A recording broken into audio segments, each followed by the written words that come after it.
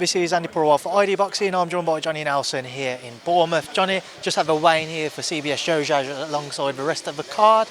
What did you make of that main event up on the scales? Main event, so Jajo, he weighed in 14.1, Chris 14.4, and Chris tomorrow, he'll probably put on a good 10, 12 pounds. I think it'd be far too big, far too strong. I think Xhoxhaj is too small. Simply too small. He's had 16 fights, lost 2. The 2 he's lost, he's been knocked out. Whenever he stepped out of his lane, he's been found wanting, I think. And he's ranking at number 9 with the WBO, 14 with the IBF, 26 with WBA, says that story. Chris Billam-Smith is in the top 5 in every governing body, which means he's a world-class fighter and proven so. So against Xhoxhaj, I think Xhoxhaj is. I don't think the fight goes the distance. I'd expect Chris to get the job done inside 8 rounds, but he's got to put the pressure on from the off. Giving him space, giving a man a chance that shouldn't have one. Don't be suckered in by Xhoxhaj, not doing any work and fighting in bursts. And if Chris puts the pressure on how he should, the referee will jump in and stop the fight. Chief supporting bout, Dan Aziz, Rocky Fielding. Still a good fight, even though Rocky Fielding has refused to remove that last pound off because he was a pound over. But I still think it's a good, dangerous fight. All that comment by Fielding in regards to not wanting to get the pound off just showed me his mental desire, his focus, because I think getting on the scales is as important as a fight itself for most fighters. Before we do come on to that one final one on CBS, how important is it that he does make a statement tomorrow night because of what's in store next year? He just needs to win. He's had 2 fights here in Bournemouth. The fans will turn out Saturday night. He will, as long as he wins, there's a chance of having a world title fight here in Bournemouth. The champions, every champion there, they're not crowd pleasers, not people that have got a massive fan base in their hometown. They'll travel. And UK is a place to be if you want to be a household name, a name that will get the fans following you no matter what. So he just needs to win. Winning in style would be great, but we potentially could be in a position where we have 3 British fighters that have world title belts. So therefore, that's where the action starts and stops here. Johnny, a world title fight in the summer down here in Bournemouth again. You must be looking forward to that. Without a doubt. Spencer Oliver's on about jumping in the sea later on. Asked me if I'd join him. I said, yeah, I'll watch. I'll film you, but my big toe's not going in that water. Johnny, I don't imagine they're going to let you just stand there and watch. I imagine you're going to be thrown into that water yourself, despite your size. Make sure my back's to the wall, trust me. Johnny, just away from that one, as you mentioned, Aziz Fielding. I speak to Matt Justin. Matt said that when he went into the final fight of his career with Brian Rose, he missed the IBF check weight, and for him he didn't care about trying to make the weight after the next day because he was just about seeing what he had left in himself. Do you see the same with Rocky as to why he didn't do it today? Exactly the same. That's what I'm saying. Making the weight is as important as getting in the ring to fight. You know, you see the joy on all fighters' faces. I know it's a bit of a mad thing to say, but it's like, yes, I've done it. Fielding knew he didn't make the weight in his hotel room. He'd have checked then.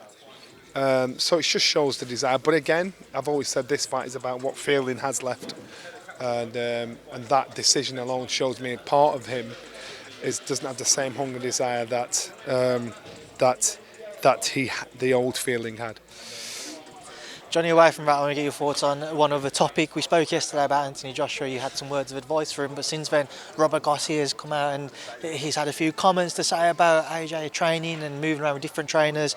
He said, you know, his personal advice to AJ was after the last fight, he needs to get out of his comfort zone. He needs to go to America. He needs to start pushing himself. He needs to, you know, when he's saying he's tired and he doesn't want to train and he doesn't want to do the pad work, he needs to step away from that and he needs to let somebody get in control of him. AJ is bus driver, bus conductor and passenger. He's the boss of his environment. my advice to AJ is take a year out training in other gyms, away from home, away from your comfort zone. In doing that, that will tell him his desire, how much he wants it. Because he's been on top form for the last 7 years of his life. He's lost 2 fights on the trot now. So therefore, mentally, his head's not going to be there. His head's going to be thinking, well, why am I doing this? Well, and you don't realise how if you're motivating as being effective unless you're in a tough fight and you find out mid-fight.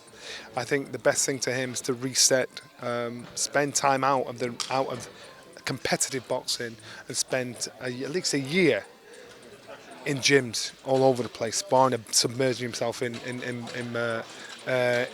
boxing. Can he afford to do that at this stage of his career? He's 33 now, and on the back of those losses. He's only been boxing 15 years. 15 years. You understand? He's been boxing 15 years. Look what he did from start boxing at 18 years old, 15 years. Yes, he can afford to do it as long as he lives right, as long as he loves it. Because if you're saying he can't afford to do that, he shouldn't be fighting. You know, because he's still fresh enough, and he wants to see if he still has that hunger and desire to box on. Now, he's better off finding that out, you know, whilst he's training hard in the gym, than whilst he's in mid-fight.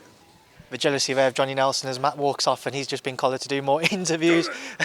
Johnny, just sticking with it though, Robert's comment in particular saying, you know, he can't wake up and say, oh, I'm tired today, I don't want to train, I don't want to do any sparring, etc.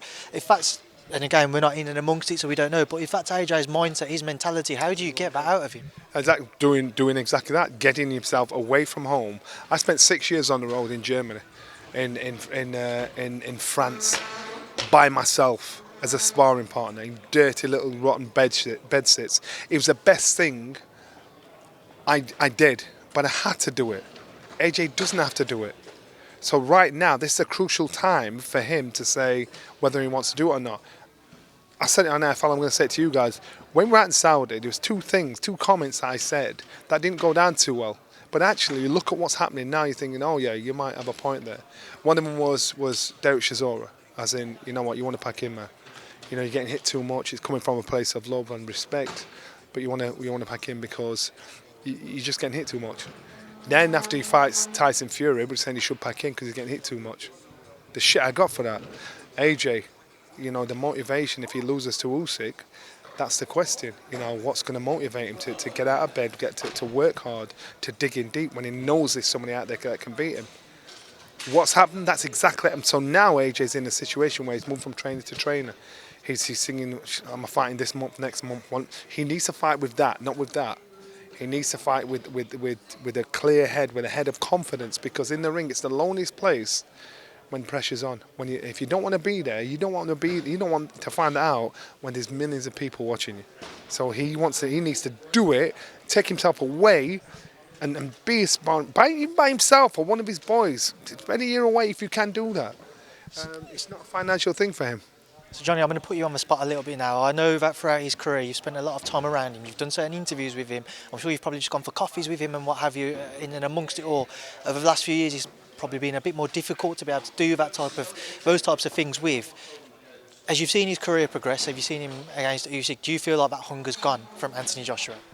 So first of all, I know AJ as well as you lot too. I'm fortunate enough to have been in a position where. Well, no, will say a lot, and I'm a massive fan of his. He knows, man. He knows that. He knows I'll support him however and whenever I can. So I'm not making out as though me and him are tight, good friends. But I'm not doing a Judas saying I don't know him. You know, AJ. I think AJ just needs a good ear in him. A good person speaking in his ear, giving him the right advice. Has the fight gone in him? I think right now he's trying to find that out. Because all of a sudden he's in a new phase of his life where he's lost 2 fights on the trot. He knows there's somebody out there that can beat him. He doesn't think. He doesn't think Tyson Fury can beat him. He doesn't think Deontay Wilder can beat him. He didn't think Usyk could beat him. Now he knows Usyk can beat him. So therefore your motivation to train hard and push through it, to get up when you don't want to get up, to spar when you don't want to spar, to run when you don't want to run, to diet and eat the right food when you don't want to do it. That is your question. So I believe right now what he's doing is he's trying to find out, well, is it there? And he needs a year to find that out. If he boxes on emotion, or he boxes on ego, he's doing the wrong thing. Because again, the example is Nigel Benn against Steve Collins. Who would have believed the Dark Destroyer would have quit halfway in the fight? He found out mid-fight. I don't want that to happen to AJ. AJ, it shouldn't happen to AJ. So what I'm saying is I just think, you know what, give the man time, give him space, make him make a decision, everybody can speculate, he's got a new trend, X, Y, Z. Maybe that's what he's doing. Maybe he's decided, you know what, I'm going to spend a year doing X, Y, Z. It'd be perfect for his promoter and everything to get him out and get him a soft touch, get him another soft touch. He needs to spend that time under the radar, sparring left, right, and centre in situations where he asks himself questions and gives himself answers. So people like you and I can't rattle him at any little thing I say, because if he gets in against someone like a Tyson Fury and he says something to him, reminds him of something like him getting beaten twice by Usyk, if you're not mentally strong, that's going to affect you. Johnny, of course, we're saying all of this, but we're not hearing it from Anthony Joshua himself. But just going off what you've said there, if AJ was to take a year out to find whether or not he still has that hunger, he still has that desire to go on to achieve great things in boxing, if he needs a year to work that out, would that not suggest it's not there anymore? He's still a young man as a heavyweight. He's still not He's not fight battered. You've got some guys that have had in the 20s. Have a shot worn as fighters. AJ isn't. AJ, it's not. Finances aren't his problem. He can do that. He can commit to giving that to a sport he wants if he wants it. Now, if he doesn't want it, he won't do it. And if he doesn't do it, then and he boxes on ego and emotion, then you'll find out how much that is the case in a fight. AJ does come back. Where do you think he can go with his career? If he does it the way I suggest, I do believe he could get a version of the world title again. If he does it the way his promoters or he wants to do it, which is just getting out there like ASAP and just moving left, right, and centre, I think his career would probably end in a year. Johnny, we'll leave that there now, because I said to you before 5 minutes is more like 10, and there's one more interview for you to do now. I'm sure you're thanking me for that one.